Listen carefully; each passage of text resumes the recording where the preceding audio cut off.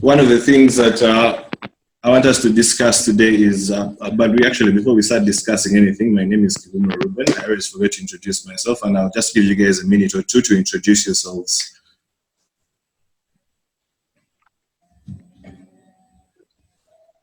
Yeah, my name is Joshua Ntale Msonera. Yeah, that's it. The rest we shall get to know as we move on. Yeah. Yeah, so I think let's jump right into it. So, gentlemen, how are you guys coping with the COVID-19 so far? The lockdown and everything, the extended 21 days, no rugby, no soccer, no nothing, no moving out, working from home. How are you guys coping with it? Is it as tight as it is on my end?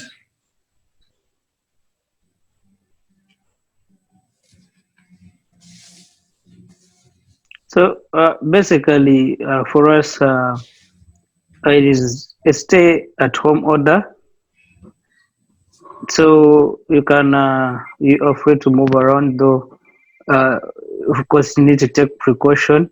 You need to put on the masks, the gloves, and everything. Yeah, but most of the things we've been doing were stopped. So basically, we are home, wake up, be on TV, sleep, eat, yeah, and talk to our people, telling them we're safe. I think that's it for now. Edwin, I've been seeing you around on Twitter. You keep posting these mixes. You keep posting so many playlists. It seems like it's lit on your end. Is it as you intend to show it to the social media? Are things going on so good for you like that? Maybe it's becoming a DJ.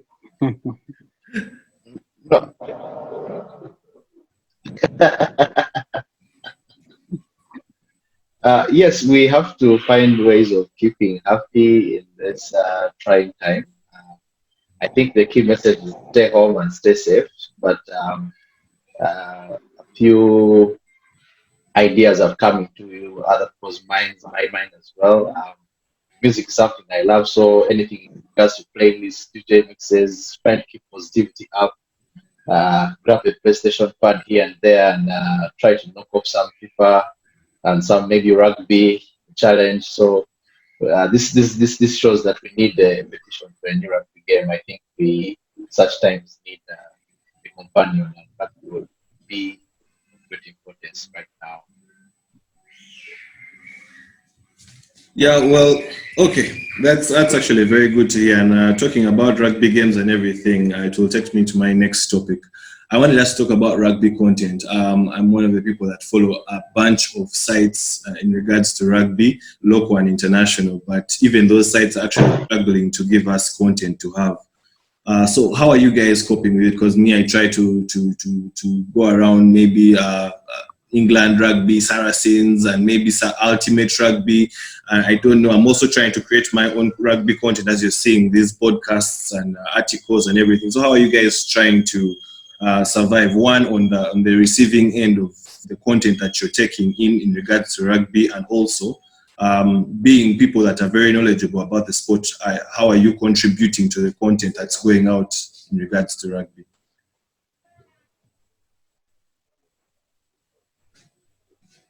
So yeah, basically, I think for now, since most of the leagues have been stopped, everybody is home. Apart from watching Instagram stories of players telling us of players posting what they're doing themselves. There's no much. These media outlets are giving us, apart from telling us some leagues are cancelled, some leagues may not come back. So you go on reading the same stories and they become boring. But on the Ugandan scene, I think what we have going on is I myself, I have a website, ntale.com,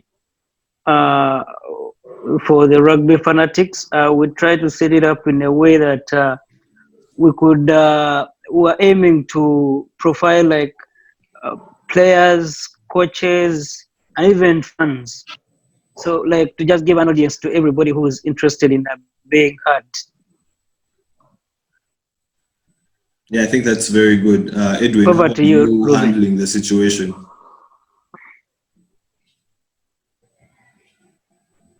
Well, based on the pages we follow, you find there's some rugby content, both internationally and domestically. Maybe from an international perspective, they've tried to relive gaming moments and series that were quite prolific back in the day. So it's majorly every day, Monday to Monday, is a throwback of games that were played that were epic. I think this weekend we had Australia and New Zealand game being shown on their YouTube and Facebook The platforms. game of the That's century. something. Yes, the game of the century, that one. Mm. So other pages have come up with content I've seen. Before we came onto this call, I saw South Africa Rugby Magazine. It came up with some sort of a pill game. There are like 3 pills. So you have to take a blue pill, a green pill, a red pill.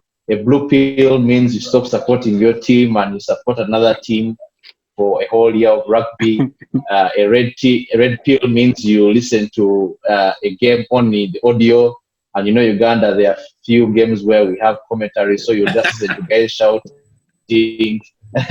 then the green pill is I've kind of forgotten what the green pill was, but that's kind of content we have. I think even domestically we've seen some rugby players leading exercises on some platforms like this. So I think we have people who are doing a lot, and we commend them. I think there's also not rugby going on. I think when we had a lot of energy, Cobs Pirates, I think there was a not rugby, something like that going on. So I think we just need people on social media to engage a lot and keep us entertained in one way or the other. Today I saw a throwback picture of mine. I'm going to unleash it on Thursday. So just watch all your platforms. You'll see that picture on the TL soon. So I think we just need to keep ourselves entertained rugby-wise, because we're quite uncertain what will happen if this lockdown goes on for another 21 days, what will happen to the league, international engagements and the like. So we have people.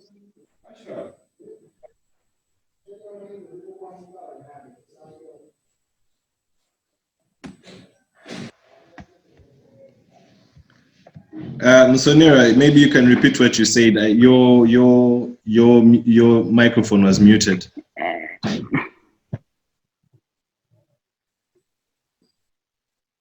Yeah, I was saying I think PJ is the biggest entertainer as of now. Clearly, PJ is trending. He clearly showed that if it's not rugby, he'll still be relevant somewhere else. Yeah. He's giving us good entertainment, both in throwbacks and his raps and everything. The Iron Ntale was the winner. Was the winner. Not to mention his daily can I call them miming? Can I call them, I don't know, sing-alongs, rap-alongs or something? Rap, something like something like that. Yeah, but it's very good to see guys actually embrace. I wish even Edwin can join him. And he's a renowned rugby influencer. He needs to join.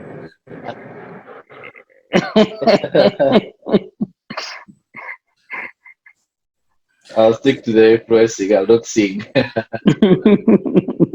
Anyway, gentlemen. Reuben, I think we're done with that. Yeah, I think we're done with that. Let's just get into the business now. I had a conversation with Helen Buteme. I'm sure both of you know her. And she was telling me about this period and something that I thought about. In the lockdown period, how our clubs actually are sustaining players. We realize there are so many players that are actually on contracts. They could be semi-pro contracts, they could be amateur contracts, and we know that there are players who actually survive on these contracts.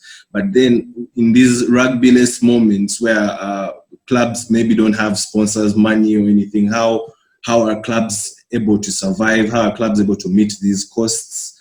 isn't this a time when clubs should be opening eyes to maybe start being more entrepreneurial, where they open up businesses to employ players to be able to generate revenue for the clubs? What do you guys think about this? Because maybe just talking about Chadondo. Chadondo is one of the best examples. I think I've been speaking to one of their players. I'll withhold the name, but they're still able to pay their players even within this period, which is, I think, a very commendable thing for the fact that they have the whole setup of the club. They have the mobile money side, they have the pork side, the bar side, and events that come in. So what do you guys think about this, that clubs not only focus on what's on pitch, but also venture out?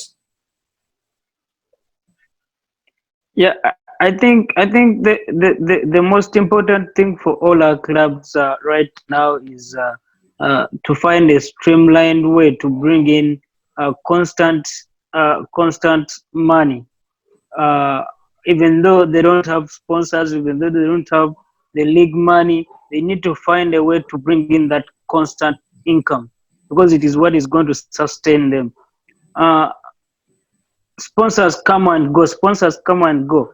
I think there are like 2 to 3 or 4 clubs which don't have sponsors, right? Yeah.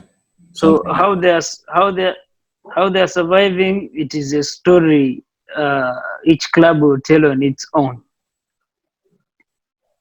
And I think what you've just mentioned is a really great idea. I don't know how clubs will be doing it, but yeah, thinking about entrepreneurship in a way that I don't know, maybe getting business that is associated to a club, something like that, and bringing in that constant source of income, employing the players there, something like that. It can bring in money, constant money.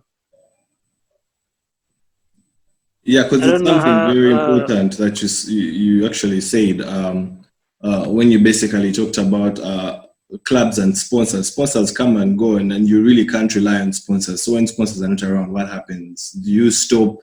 We have these things where people actually say that money isn't everything. You should play for passion, but money is one of the biggest motivators that are there in any form of organization. So I feel like clubs need to venture into so many things. I know most of these clubs have excoms or boards of governors, something like that.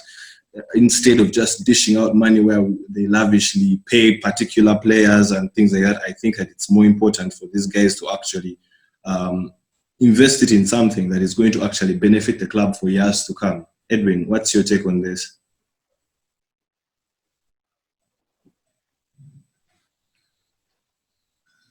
I think, like all governments and sports been affected, I think rugby has not been spared at all.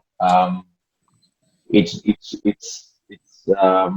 an issue because our sport is majorly amateur. We haven't yet got to a level where we players derive sustenance mainly from rugby, and the rugby is day in, day out activity. So you have to supplement it with something. And then this is where it comes down to responsibility of clubs at least to have something, contingency plans for players.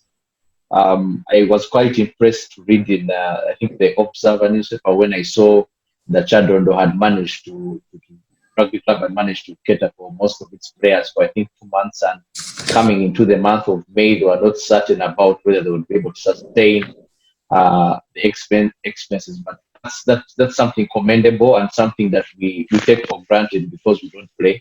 We presume these players as the responsibility of the clubs, and as players have their own part to play, I think clubs also have a part to play.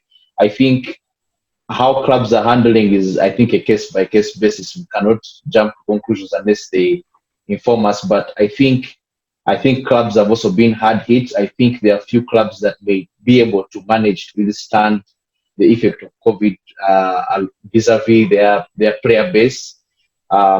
It's as you are well aware, you may find there are some clubs who have players who play for the fashion of the game and who at that point may not be willing to take any sort of remuneration or some sort of compensation. They would prefer that to be given to lesser fortunate players, and we commend such players for such activities and such acts of generosity. But at the end of the day, I think majorly how these clubs may manage this COVID pandemic is maybe on the basis of humanitarian grounds.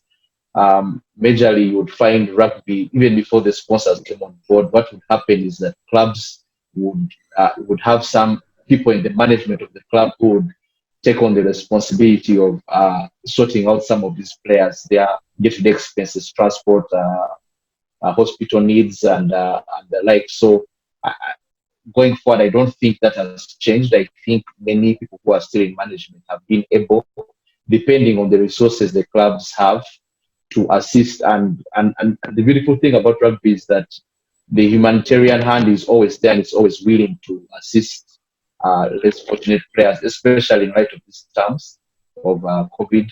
People are not working. Most legally, we say the contracts are being frustrated because the employer is not able to provide work, so the clubs are not able to provide you an opportunity to play rugby, and you cannot fulfill your part of the bargain by playing rugby. So I think clubs are doing their best. Some sponsors have stepped in. I heard Betway is going to inject $4,000 in the teams that they sponsor. Uh, Betway sponsors one of the clubs, I think. So I'm hoping also other sponsors in their different contingency packages to government would also have rely on their money to fly their brands quite high. I think that would be very helpful.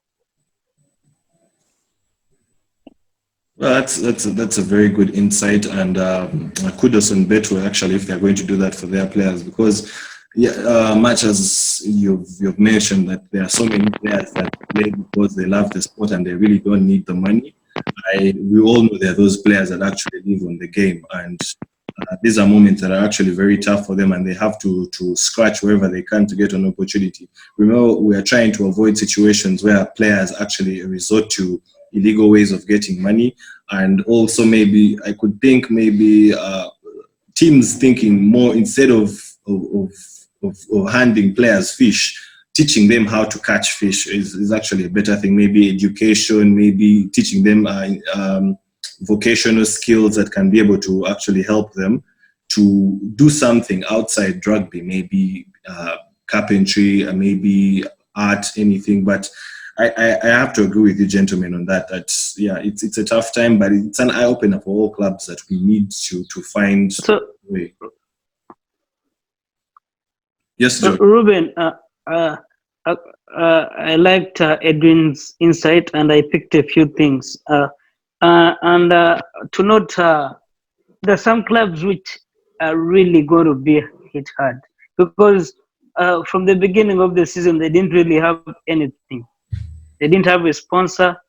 They were, as Edwin said, relying on well-wishers to pay the players transport, to cater for the players, match their allowances and everything.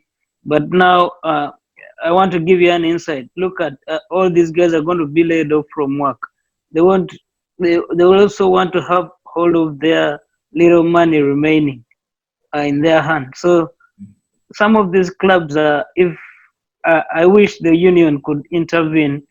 I don't know if they will, but they really need to intervene for these clubs. If the season is not completed, which we all don't want as of now, because we want to watch rugby, we've been bored for so long, let these clubs get something, because they will need this money to run next season. Trust me. Edwin, you made me more informed on this. Has the Ministry of Sports actually put any budget for such things, for emergencies for the leagues across Uganda, soccer, rugby? Is there anything like that, or it's let's just pray?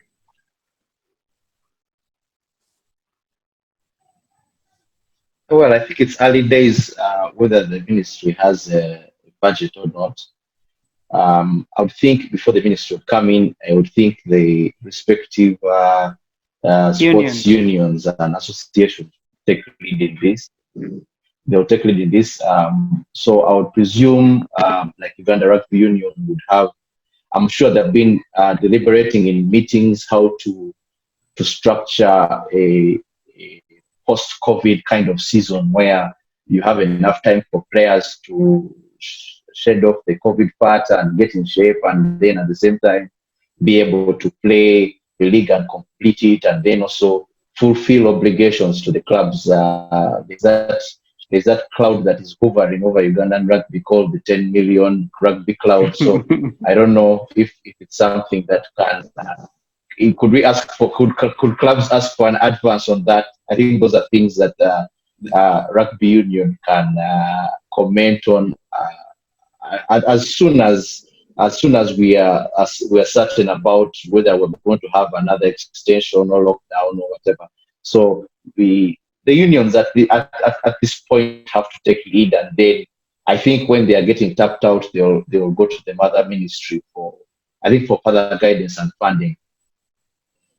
Yeah, I think that's very true. When you talked about the 10 million man, it's a subject that has been going on all season long, and now we're well into the second half of the season. It's a shame that we don't see any communication from the union. This is the point when clubs have invested so much in medical, in paying pitches, in the players' welfare, in transportation, up country, and everything. And you should think that at least to a certain extent, some of the money should be given to them, but yet again, we've not yet had anything from the union, and we are yet to see.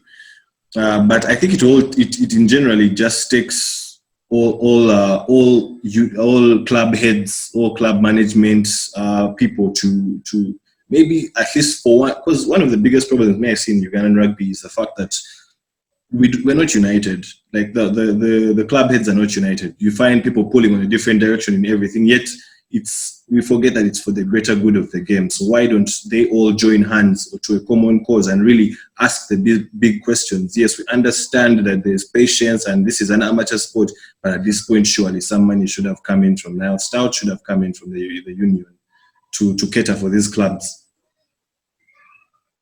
So in that regard, how do you guys rate the communication from the union? Because I totally find it underwhelming. Like me, seriously, they don't talk about anything. You know, we come out and say this and this. They regard us as their enemies, but we're doing it for the good of the sport in Uganda.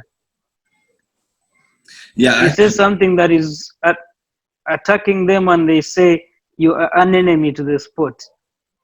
Honestly speaking, I think that is one of the biggest challenges that are there, that with every sort of criticism that comes in, they think it's an attack, yet sometimes it actually holds weight. I actually saw some of your social media posts about that when they put out their first statement saying that the league will resume, was it around 2nd May, which was, I think, very, very, let me say, ill-informed for whoever had to put out that statement.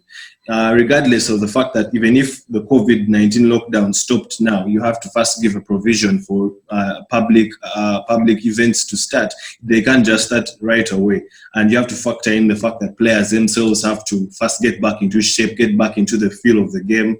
So it was get back from their villages and everything. It was very rushed, and but yeah, that's all. But eventually they released another statement saying that they'll be communicating as and when the president actually says something about it going forward. So we wait for the 21 days to elapse and we see what next.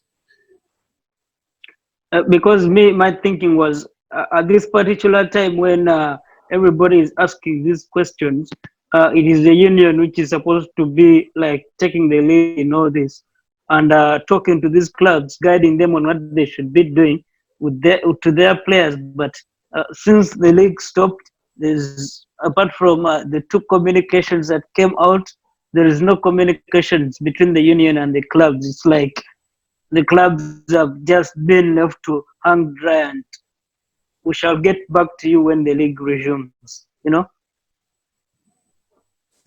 Yeah, quite unfortunate on that. Edwin, do you have any take on that matter? I think I think if there's any correspondence going on between the union and the clubs, is we just not party to it. So we wait on that No, front. I'm sure. The I'm union's sure. communication in this regard, I must say, Yeah. yes, Josh. Yeah, I was saying I'm sure there is none because at Yes. least all communication that comes from the union, I somehow get it. Okay. Yeah. Okay. Back to what I was saying. I think at the end of the day, the communication is based on what the union has been dealt to work with. I think their major issue in the circumstances right now is about resumption of the league and whether it will be completed. I think those are the major issues that are being dealt with right now. From a player perspective, I would presume that since the national season has not yet started, the union majorly will let clubs take control of their affairs unless until the union is called upon, maybe through a circular letter by all the clubs, basically saying that we have these issues, kindly address us on this. We're entitled to this money as per your requirements, which are quite stringent. We have managed to comply with at least 10 out of 10. So, in light of this, could you avail us with the funding that was promised or something like that? I think that's what I think. Maybe if there were union engagements in regards to, say, national team engagements, and the national team was in camp or something, maybe there the burden on the union is higher. I think their burden now is majorly on one, two things. Basically, how are we going to resume the league and when? I think those are the key issues they have to deal with. And maybe if you could slide in a third, what happens to the teams that have managed to comply with the requirements for the 10 million? So Is there an emergency fund you could send, or say that you have been asking for NSF? Can we send some money to those clubs that have complied so far with some of the requirements? I think those are the things that need to be discussed. But I think union is better placed to address these issues. I'm just speaking. I would like to somehow disagree. Okay, the points here you put forward are correct, but I would like to also say that it must be in the union's interest to make sure that its clubs are doing all right. Because if it doesn't do that, then it will not have a league to get back to. If these clubs are not doing well, they will not bring the players on pitch. So I think it is up to the union to That's find true. out if its children are okay. It is like the mother abandoning his children in the times of war. Because I think this is like a war of sorts. I agree. Totally, I agree with that.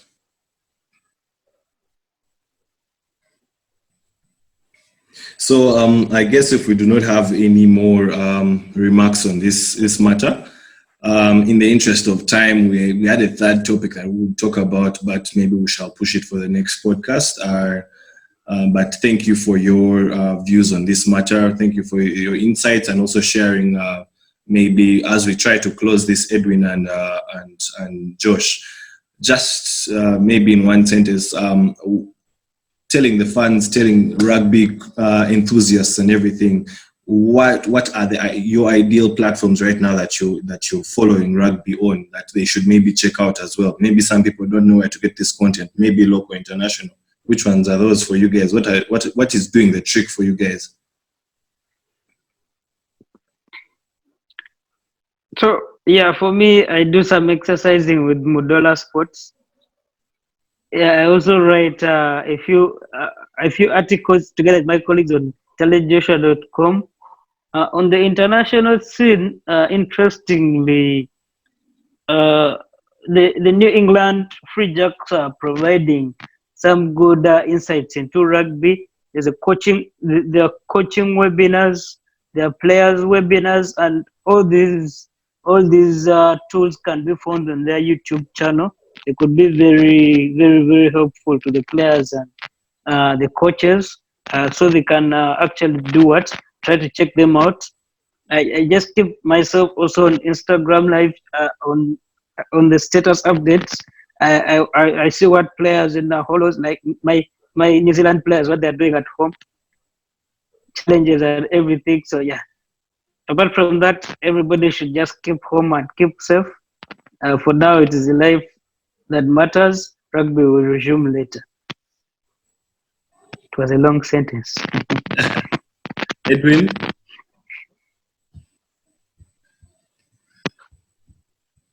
Yeah, maybe just to add, there's content on Twitter. I think Twitter has some active content going around depending on the national team you support. If you support England, like Reuben, I advise you to stay away from SA Rugby magazine. Their content is quite, it's quite, it's a knife in the back to England fans. Occasionally, we throw some banter about the World Cup final, but I think South Africa Rugby magazine has done quite a lot. They are engaged in challenges of sorts. They have come up with challenges. Identify the kicker based on the kicker's posture. So they ask you to A, B, C, and you have to list all the names. I've seen World Rugby has also done that as well. For Instagram, I know of Rugby Joe. Rugby Joe has some content. If you're person who likes rugby players who are quite funny, I suggest you follow James Haskell's page. He's a very funny man, and he has some challenges there as well for rugby players and fans to follow and keep up with. I've seen Hiddens has come up with the hashtag on Twitter, basically trying to interact with their fans to give them jerseys and what and the like. I want Uganda Rugby Union to. I need a Uganda Rugby jersey, so I hope the union can also heed to the call and step up and give us at least some jerseys. I'll be the first one. Yeah, I've seen a few rugby quizzes as well. Some people have rugby quizzes. World Rugby has a few rugby quizzes here and there, and challenges of basically comparing players of past and players of present. So I think the rugby content is there. So check out the Instagram pages of World Rugby, Rugby Joe, SA Rugby Magazine, Twitter, SA Rugby Magazine. I think the All Blacks have some content. You would expect them not to have in light of the fact that of course, short, but anyway, they're trying to keep busy as well. Yeah, okay. Yeah, but I think I totally have to agree with you, especially on the local scene. Heathens is a standout. They are showing that they are not only exemplary on pitch, but also their players, their fans, the team itself. They are really pushing for fans, and I think that's where the sport is going. So also on my end, I think we don't have to forget Kratos as well. Kratos is doing its best to try and bring out video content possible. Which is lots of written content coming. We're trying to diversify as well. We're going to be having some celebrity fans interviews as well, hopefully on Instagram Live and things like that, to try and diversify and connect more with the fan. But gentlemen, yet again, thank you for sharing your time with me. I know Josh, you're going for Mudola. I'm also going for Mudola. I'm actually worried sick. Let's work out, but we shall survive. Edwin, I don't know what you're up to. Probably you have a mix for us. We shall wait for it later. But gentlemen, thank you for joining me, and allow you guys to sign out.